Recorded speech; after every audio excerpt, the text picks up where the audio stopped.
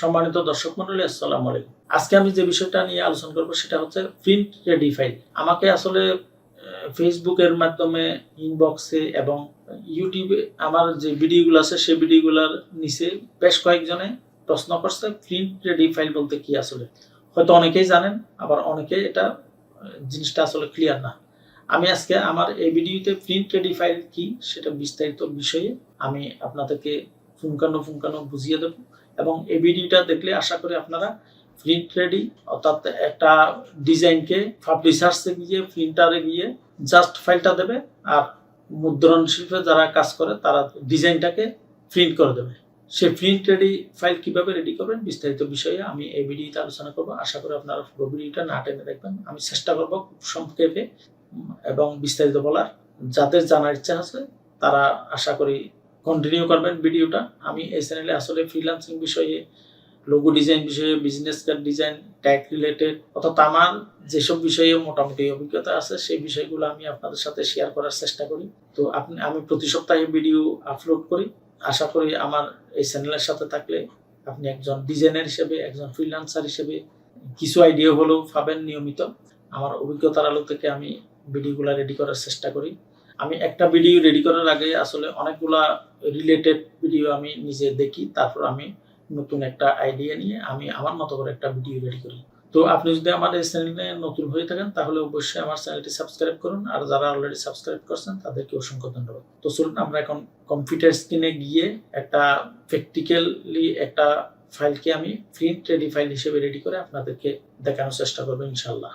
তো সম্মানিত দর্শক মন্ডলী, আমি এখন কম্পিউটার স্ক্রিনে চলে আসলাম। এটা হচ্ছে fiverr.com এর একটা ইন্টারফেস এবং একটা গিগ। আমি গিগটা এই জন্য ওপেন করছি, আপনি যখন একজন ক্লায়েন্টকে ফাইল হস্তান্তর করবেন তখন কিছু কমিটমেন্ট থাকে। মনে করেন আপনি fiverr.com এ হলে বেসিক, স্ট্যান্ডার্ড, প্রিমিয়াম, আপনি যেই প্যাকেজেই থাকেন না কেন কিছু না কিছু কমিটমেন্ট থাকে। সেই কমিটমেন্টগুলো আপনাকে অবশ্যই ক্লায়েন্টকে সঠিকভাবে হস্তান্তর করতে হবে, অন্যথায় ক্লায়েন্ট সন্তুষ্ট হবে না, আপনার সাথে সম্পর্ক খারাপ হবে অথবা আপনাকে রেটিং ভালো করবে না। তো সেজন্য আপনাকে জেনে শুনেই প্যাকেজের অন্তর্ভুক্ত যেসব ফাইল দেওয়ার কথা আপনাকে সেগুলো সঠিকভাবে দেওয়াটা একান্ত জরুরি। তো এর মধ্যে দেখেন এখানে concept, logo transparency, vector file নিয়েও আমার একটা ভিডিও আছে। আজকে আলোচনা করব প্রিন্টেবল ফাইল। এছাড়াও সোর্স ফাইল এবং সোশ্যাল মিডিয়া কিট নিয়েও আমার ভিন্ন ভিন্ন আরো দুইটা ভিডিও আছে।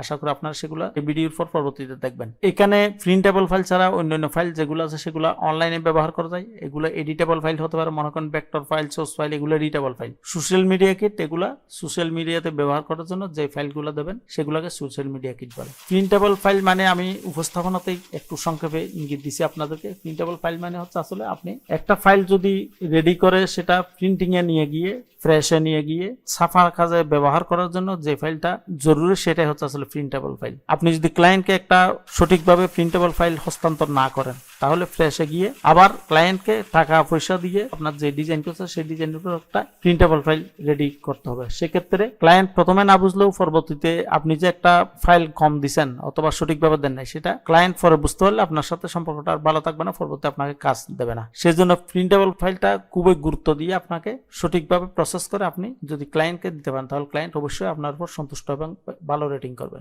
অ্যাডোবি ইলাস্ট্রেটরের আর্টবোর্ডে গিয়ে এই দুইটা লোগো ডিজাইন আপনাদেরকে প্রিন্টেবল ডিজাইন হিসেবে রেডি করে দেখাবো। আশা করি আপনারা পুরো ভিডিওটা না টেনে দেখবেন। তো চলেন আমরা এখন একটা নতুন আর্টবোর্ড নেই। তো প্রিন্টেবল ফাইলের জন্য আসলে একটা নতুন আর্টবোর্ড ক্রিয়েট করার সময় প্রথমে ফাইলে যাবেন, তারপর নিউতে গিয়ে আপনি যে কোনো সাইজের একটা আর্টবোর্ড নেবেন। তো এখানে আপনি ডান পাশে দেখেন এখানে পিক্সেলে রাখতে পারেন, ইঞ্চিতে রাখতে পারেন, আপনার ইচ্ছা মতো আপনি যেভাবে ইচ্ছা সেভাবে আপনার প্রয়োজন মতো আপনি এখান থেকে ইউনিটগুলা সিলেক্ট করবেন। তো আমি ইঞ্চিটাই রাখলাম।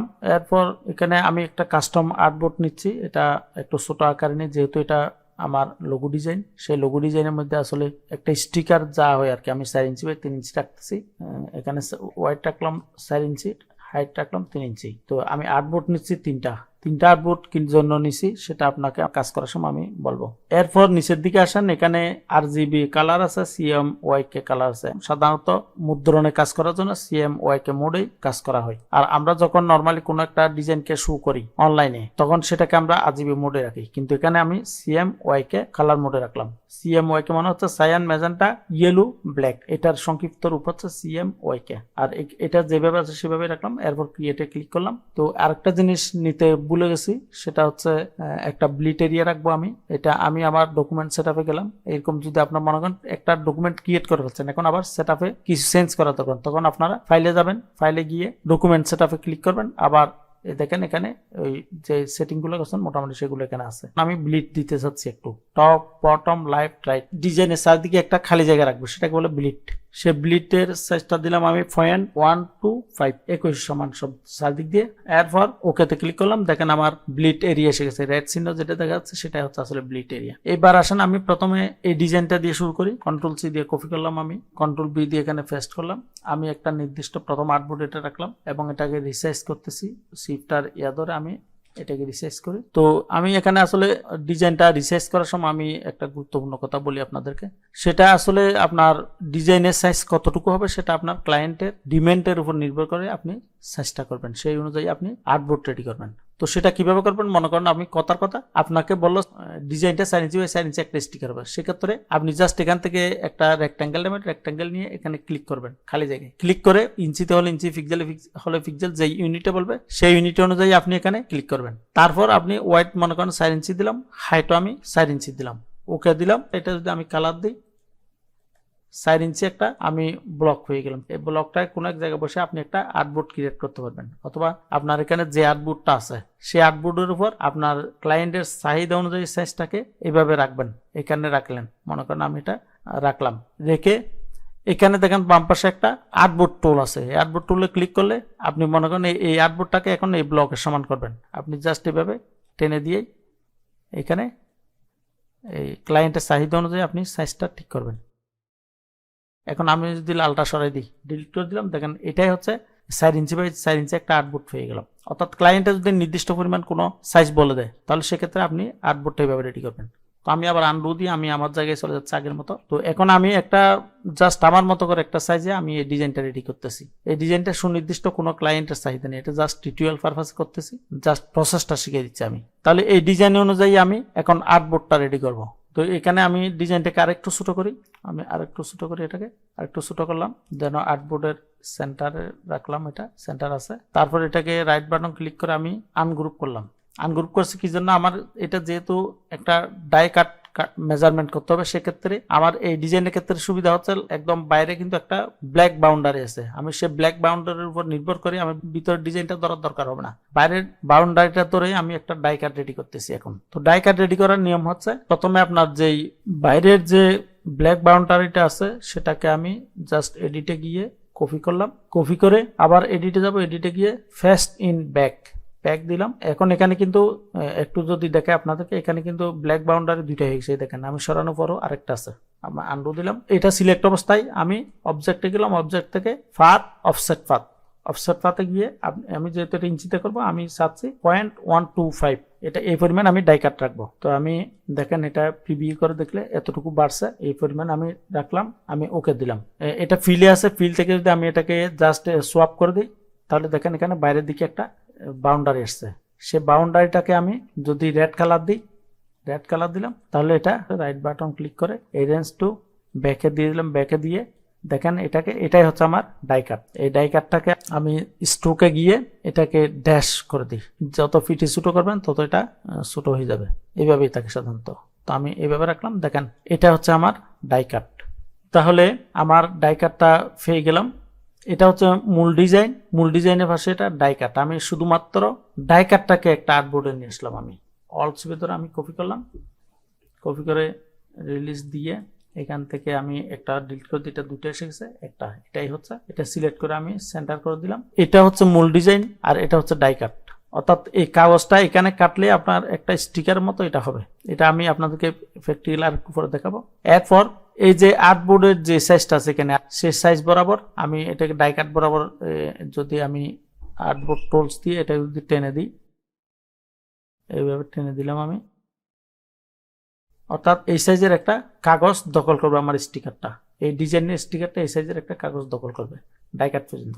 আমি যদি দেখাই এখান থেকে এটা আমি মুছে দিই, রাইট বাটন ক্লিক করে আবার গ্রুপ করলাম। মূল ডিজাইন হচ্ছে এটা, সেটা যখন একটা কাগজের মধ্যে যখন বসাবে, অল ধরে কপি করলাম, আবার সেন্টার করলাম, আমি এখানে যদি সেন্টার করি, দেখেন এই ডিজাইনের এই জায়গার মধ্যে আপনারা দেখবেন অনেক সময় মানে ফ্রেশে গেলে আপনার কোন একটা প্যাকেট পিছনের দিকে করলে কেসির একটা চিহ্ন থাকে, এই ডট ডটগুলোর মধ্যে কেসি থাকে, অর্থাৎ ডাই কাট হবে এইগুলাতে, এই বাউন্ডারি পর্যন্ত কেটে ফেলবে, এই সাদা অংশটা থাকবে। এটা যেহেতু একটা স্টিকার, সাধারণত একটা ডিজাইন, লোগো ডিজাইন, কোনো প্যাকেজিং এ গেলে, কোনো পোস্টারে গেলে, কোনো লিফলেটে গেলে তখন এটা অন্য লেখার সাথে একটা লোগো থাকে। আর শুধুমাত্র লোগো যদি আপনি ফ্রেশে যান, সেটা সাধারণত স্টিকারের জন্য করে, সেজন্য আমি এখানে স্টিকার হিসেবে এখানে দেখাইলাম। এটা একটা স্টিকার, এটা যদি আমি এমনি খোলা জায়গার মধ্যে আনি, কন্ট্রোল চিপে ধরে কপি করলাম। এবার এই যে ডাই কাটের যদি আমি ফিল কালার দিয়ে দিই, সাদা কালার দিয়ে দিলে দেখেন এরকম দেখা যাবে। একটা এই স্টিকারটা তৈরি করার পর এরকম দেখা যাবে, কাটার পরে এরকম দেখা যাবে। এটা ওয়ালে হোক, এটা স্টিকারের পিছনে পেস্টিং দিয়ে, পিছনের কাগজটা তুলে পেস্টিং দিয়ে যে কোনো জায়গায় লাগাই দেওয়া যাবে এই ডিজাইন স্টিকারটা। এগুলোকে আমি ডিলিট করে দিই। এটা গেল মূল ডিজাইন। এই আর্টবোর্ডে থাকবে মূল ডিজাইন। এই মূল ডিজাইনের সমান করে আমি আর্টবোর্ডের টুল দিয়ে এটা সমান করে দিই, সমান করে দিলাম।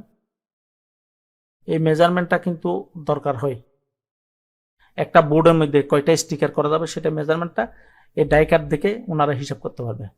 সেটা এভাবেও করা যায়। মনে করেন আমি এটা একটা রেক্ট্যাঙ্গেল নিলাম, রেক্ট্যাঙ্গেল নিয়ে এখন আমি আমার এক একটা ডিজাইনে আমি নান করে দিই, অথবা এই কালো রাখতে পারি। এই মনে করেন একটা ডিজাইনের মধ্যে এই ব্লকের সমান কাগজ দখল করবে, সেটা কতটুকু এইখানে ক্লিক করে দেখেন। ওয়াইট হচ্ছে 3.73, হাইট হচ্ছে 2.61। এটা আমি আন্দাজি করছি, সেজন্য এরকম একটা বাংতি হিসাব আসছে। কিন্তু যখন আপনি ক্লায়েন্টের মেজারমেন্ট দেখেন তখন রাউন্ড ফিগার আসবে, সেই হিসাবে বলবে। ফিক্সেলে হলে ফিক্সেলে হবে। এই আর্টবোর্ড সিলেক্ট করে অ্যালাইনমেন্ট করে দিলাম। এবার এই আর্টবোর্ডটাকেও আমি সেটা সমান করে দিলাম, এইভাবে টেনে দিয়ে সমান করে দিলাম। কাগজ লাগবে প্রত্যেকটা ডিজাইনের জন্য, প্রত্যেকটা স্টিকারের জন্য কাগজ লাগবে কতটুকু, সেটা হচ্ছে এখানে এইভাবে ক্লিক করলে এটা 3.73 আর হাইট হচ্ছে 2.61। সেই জিনিসটা আপনি ইচ্ছা করলে এখানে উল্লেখ করে দিতে পারেন। এখানে আপনি ডিজাইনটাকে এইভাবে কপি করে এখানে রাখলাম, অল ধরে এটা সেন্টার করে দিলাম। তারপর আরেকটা মেজারমেন্ট দিলাম এখান থেকে দেখেন। এখানে আমি মেজারমেন্টটা আমি এখন লিখে দেবো। এখানে ওয়াইট হচ্ছে 3.73 ইঞ্চি। আমি এটা কপি করে কন্ট্রোল সি দিয়ে কপি করলাম। ওয়াইট হচ্ছে এটা, কন্ট্রোল বি দিয়ে এখানে আমি রাখলাম। এটা হচ্ছে এই সাইজটা এত ইঞ্চি, এটা ওয়াইট হচ্ছে অতটুকু, আর হাইট হচ্ছে এটা। কন্ট্রোল সি দিয়ে কপি করলাম, কন্ট্রোল ভি দিয়ে পেস্ট করলাম। এটা হচ্ছে পোর্ট মেজারমেন্ট। আপনি এখানে লিখে দিতে পারেন পেপার সাইজ, অর্থাৎ আপনার এক একটা ডিজাইনের জন্য পেপার সাইজ লাগবে অতটুকু, হাইট হচ্ছে অতটুকু, আর ওয়াইট হচ্ছে অতটুকু। আর ডাই কাটিং এর জন্য হচ্ছে এটা, আপনি এখানে এটা লিখে দিতে পারেন die cutting, die cut measurement. এটা হচ্ছে ডাই কাট মেজারমেন্ট, আর এটা হচ্ছে পেপার সাইজ মেজারমেন্ট। বাস, আমাদের এখন মোটামুটি ডিজাইনটা রেডি হয়ে গেল। তাহলে এটাকে আপনি এবার সেভ দিয়ে আমি মনে করেন এটা ডেস্কটপে সেভ করতেছি। এটা হচ্ছে প্রিন্টেবল লোগো দিয়ে, এরপর এটাকে একটা এআই ফাইলে সেভ করবেন। সেভ করলাম, আরেকটা সেভ করবেন সেভ এস দিয়ে। এবার দেবেন পিডিএফ, অ্যাডোবি পিডিএফ সেভ।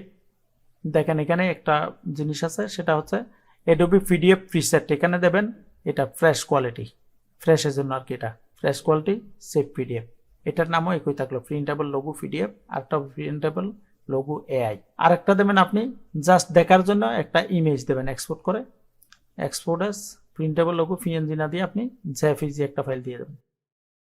যেভাবে সেভাবে রাখা যায়, সিএমওয়াইকে মোডে এভাবে রাখলেন। তাহলে আমার ইএল ফ্লাগও এই ডিজাইনের একটা আমার প্রিন্টেবল ফাইল রেডি হয়ে গেল। সেটাকে আমি যদি এগুলো মিনিমাইজ করি, দেখেন এখানে এই প্রিন্টেবল এআই ফাইল, আর একটা হচ্ছে প্রিন্টেবল লোগো, আর হচ্ছে প্রিন্টেবল এই তিনটারে আপনি এইভাবে সিলেক্ট করে রাইট বাটন ক্লিক করে সেন্ড টু কমপ্রেসড দিয়ে প্রিন্টেবল লোগো হয়ে গেলে এটা একটা এরকম জিপ ফাইল করে সেটাকে সেন্ড করে দেবেন। আর একটা ডিজাইন দেখাচ্ছি, সেটা হচ্ছে এই ডিজাইনটা একটু আমি স্পিডে দেখাবো। মেজারমেন্ট একই হবে, জাস্ট আপনাদেরকে এটা কিভাবে আপনি আউটলাইন বা আপনার যে এখানে যে মনে করেন ডাইকাট মেজারমেন্টটা কিভাবে এখানে ক্রিয়েট করছি সেটা তো দেখলেনই। এটা এখানে কিভাবে ক্রিয়েট করবেন সেই জিনিসটা আমি দেখাই দিয়ে ভিডিওটা শেষ করব। আমি কন্ট্রোল সি দিয়ে কপি করলাম, তারপর আমি এটারে ডিলিট করে দিলাম, কন্ট্রোল বি দিয়ে পেস্ট করলাম। এটা একটু ব্যতিক্রমী, সাইজটা আপনারা ঠিক করে নেবেন। আমি জাস্ট এটা এমনি দেখাচ্ছি, জাস্ট স্পিডে দেখাবো। এটাকে আপনারা ইউনাইট করে নেবেন পুরো ডিজাইনটাকে। রাইট বাটন ক্লিক করে আনগ্রুপ, ক্রিয়েট আউটলাইন হয়ে গেল। সবগুলোকে আমি ইউনাইট করলাম। ইউনাইট করে এডিটে যাবেন, এডিটর গিয়ে কপি করবেন, কপি করে আবার পেস্ট করবেন, পেস্ট ইন ব্যাকে ব্যাকে গিয়ে আবার অবজেক্টে যাবেন, অবজেক্টে গিয়ে পাথ অফসেট, এখানে একটু কাজ আছে। এটাও মনে করুন 1.25 আছে, আপনি সেটা ডিজাইনের উপর নির্ভর করেই সেই জিনিসটা করবেন। এটা আপনি কালারটাও এখানে চেঞ্জ করতে পারবেন, অথবা সাদাই রেখে দিলেন। সাদা রেখে দিলে এবার এটা অল সিলেক্ট করে এইভাবে এনে দেখেন এটা একটা স্টিকার হয়ে গেল। এখন এখানে একটু কাজ আছে, সেটা হচ্ছে এখানে যে ভিতরে গ্যাপ রয়ে গেছে, সেই গ্যাপগুলোকে আপনাকে ম্যানুয়ালি, আমি একটু দেখাই জুম করে, আপনাকে এগুলো ম্যানুয়ালি আপনাকে ঠিক করতে হবে। আপনি যখন এটাকে অফসেট পাথ করছেন, সেই অফসেট পাথের মধ্যে কোনাগুলোকে আপনি রাউন্ডও করে দিতে পারবেন, সেই অপশন আছে। মনে করেন আমি আবার যদি যাই অবজেক্ট পাথ অফসেট পাথ, এখানে গিয়ে আপনি এই মিটার আছে, রাউন্ড আছে, বেবেল আছে, রাউন্ড করে দিলে রাউন্ডটাই দেখেন এরকম রাউন্ড করতে পারবেন। আমি এটা রাউন্ডে দিলাম, রাউন্ডটা দিয়ে এটা কালারটা হোয়াইট করে দিলাম, এটা ডবল হয়ে গেছে, এই লেখাটা মুছে গেছে। আচ্ছা, আমি এভাবেই দেখাই, এটা রাউন্ড করে দিলে রাউন্ড করতে পারবেন। আর এই জিনিসগুলো আপনারা ম্যানুয়ালি এগুলোকে ইয়া করে দেবেন, এইভাবে সাদা জিনিসগুলোকে এইভাবে করে দিয়ে ইউনিট করে দিলে হয়ে যাবে। এটা ইউনিট করে দেবেন, কন্ট্রোল দিয়ে শিখলাম। তারপর এই জায়গাগুলো এইভাবে এগুলো ম্যানুয়ালি করে দেবেন, কোনো ফাঁক ফুঁকো থাকবে না, যেহেতু এটা স্টিকার মতো। তো দুর্বেটাও এগুলোও জাম করে দেবেন, এগুলো জাম করে দেবেন, হয়ে গেল মোটামুটি। তো এটা রাউন্ড করলে আপনি যখন রাউন্ড করবেন, এটা ম্যানুয়ালি এইভাবেও করতে পারবেন, এভাবে সিলেক্ট করে মনে করেন রাউন্ড করলেন, এগুলোকে সবগুলো সিলেক্ট করে এইভাবে এখানে একটু রাউন্ড করে দিলেন, একটা ধরে রাউন্ড করলে এটা আনুপাতিক হারে হয়ে যাবে। তাহলে এটা একটা স্টিকার হয়ে গেল। এখানেও একটু ডিস্টার্ব আছে, সেগুলোকে আপনারা ওই সাদাগুলোকে সিলেক্ট করে ইউনাইট করে দিতে পারবেন। এই মনে করেন রেডটাকে যদি আপনি এখন এইভাবে লক করে দেন, লক করে দিয়ে আপনি এইভাবে সাদা রেখে ধরে ইউনাইট করে দেবেন। ইউনাইট দিলে রাইট বাটন ক্লিক করে সেন্ড টু ব্যাক দিলে হয়ে গেল, এটা স্টিকার হয়ে গেল। এটা আমি আনলক করে দিয়ে এবার এটা গ্রুপ করে ফেলবেন, তাহলে এটা স্টিকার হয়ে গেল। এবার আপনি এই যে সাদা অংশটা আছে সেটার বাইরে প্রথমে আনগ্রুপ করলাম, তারপর সেটাকে সোয়াপ করে দিলে এখন যে বাইরে দেখতেছেন এটাকে আপনি ডাই কাট বানিয়ে দেবেন, ড্যাশ দিয়ে দিলে ডাই কাট হয়ে গেল। এটাই হচ্ছে ডাই কাট, তাহলে এটা একটা স্টিকার হয়ে গেল। তো সম্মানিত দর্শক মণ্ডলী, আপনারা যদি আমার এই ভিডিওটা দেখে একটা ডাই কাট কিভাবে সেটিং করে, কোন সাইজের পেপার লাগবে, কিভাবে ডাই কাট করবেন, সেই জিনিসটা আমি এই ভিডিওর মাধ্যমে আশা করি দেখাইতে সক্ষম হয়েছি। আপনারা যদি আমার ভিডিওটা থেকে সন্তুষ্ট হয়ে থাকেন, তাহলে অবশ্যই আমার ভিডিওটার নিচে একটা লাইক দেবেন এবং কমেন্ট করে আপনাদের মতামত জানাবেন। আর যদি এখনো সাবস্ক্রাইব না করতে থাকেন, তাহলে আমার চ্যানেলটি এখনই সাবস্ক্রাইব করুন। আজকে এই পর্যন্ত, আসসালামু আলাইকুম।